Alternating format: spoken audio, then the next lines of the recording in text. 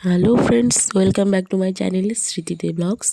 আমি ভালো আছি, আশা করি তোমরাও সবাই ভালো আছো। এখন বাজে 9টা, আমি আমার ব্লগটা এখন থেকেই শুরু করলাম। আর এই দেখো সকাল সকাল রান্না টান্না করে যাব বাচ্চার আধার কার্ড করতে, টোটোয় বসে পড়েছি। তো যাওয়ার পথে কিছু ভিডিও কালেক্ট করলাম, দেখতে খুব ভালো লাগছিল। আর এই যে খাদের মধ্যে দেখতে পাচ্ছ, তোমরা দেখতে পাচ্ছ না, 3-4টে ছেলে খাদের মধ্যে কাদার মধ্যে লটপটি খাচ্ছে, দেখে বেশ ভালোই লাগছিল। আর এই দেখো গ্রামের পরিবেশ কি সুন্দর, হেভি লাগছিল। তো অবশেষে পৌঁছলুম ওখানে কাজের জায়গায়। তো সেখানে গিয়ে তেমন ভিড় ছিল না, খুব তাড়াতাড়ি কাজ সেরে আবার বাড়ি চলে আসলাম। বাড়ি আসার পথে এই মাঠটা আমার সব থেকে বেশি ভালো লাগে। দেখো এখনই বাড়ি এসে পৌঁছালাম, তো ফ্রেশ হই, তারপরে কথা বলছি। ভাই রে ভাই, চাকরি করে আর লাভ নাই, চাকরিওয়ালাদের গরম শেষ, এখন টোটোওয়ালাদের গরম শুনে শুনে চলতে হবে। বাপ রে বাপ রে বাপ, একটা টোটো 10 মিনিটের রাস্তা না, যাবে 30 টাকা ভাড়া। আবার সেই একই রাস্তা সন্ধ্যাবেলা হয়ে গেলেই 30×2=60। বুঝো তাহলে খেলা। চাকরি ছেড়ে দিই, বাড়িতে টোটো চালিয়ে বেড়ানোই ভালো। যারা চাকরি করো তাদেরকে বলছি, চাকরি ছেড়াও, টোটো চালিয়ে খাও, তোমাদের গরম কেউ শুনবে না। টোটোওয়ালাদের গরম শুনে শুনেই চলতে হবে। হ্যাঁ তো হ্যাঁ, আর না তো না।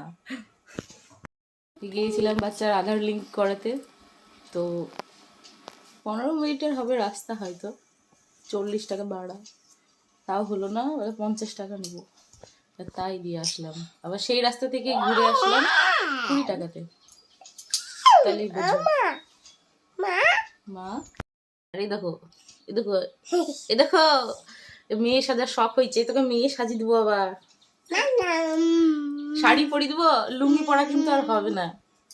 দেবো শাড়ি পরি, হ্যাঁ হ্যাঁ হ্যাঁ হ্যাঁ, লুঙ্গি পরা হবে না, নীলকে এবার শাড়ি পরি দেবো। হ্যাঁ হ্যাঁ হ্যাঁ, তোমাকে শাড়ি পরে দেবো। তাহলে তুমি মেয়েদের মতো টিপি পরেছো কেন? এই যে নীলের টিপি কই? হ্যাঁ, তুমি টিপি পরেছিলে যে, তুমি এরকম টিপি বের করেছে, টিপি পরছে, তাহলে ওকে মেয়ে সাজিয়ে দেবো না, শাড়ি পরিয়ে দেবো না, বলো তো? হ্যাঁ, 15-30 মিনিটের রাস্তা ক্রস করে হাঁপিয়ে গিয়েছি।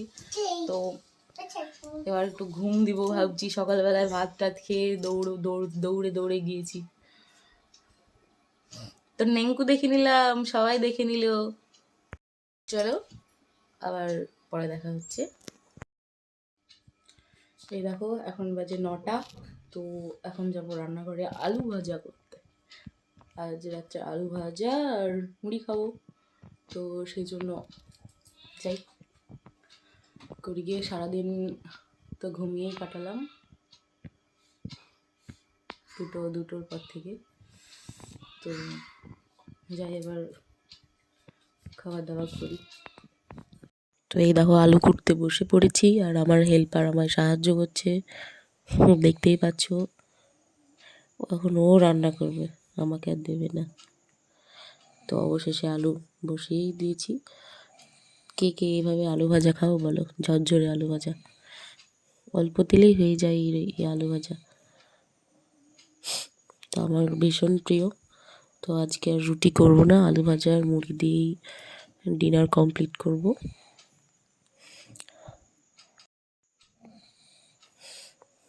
আর শরীরটা ভীষণ খারাপ, আর ভালো লাগছে না বক বক করতে।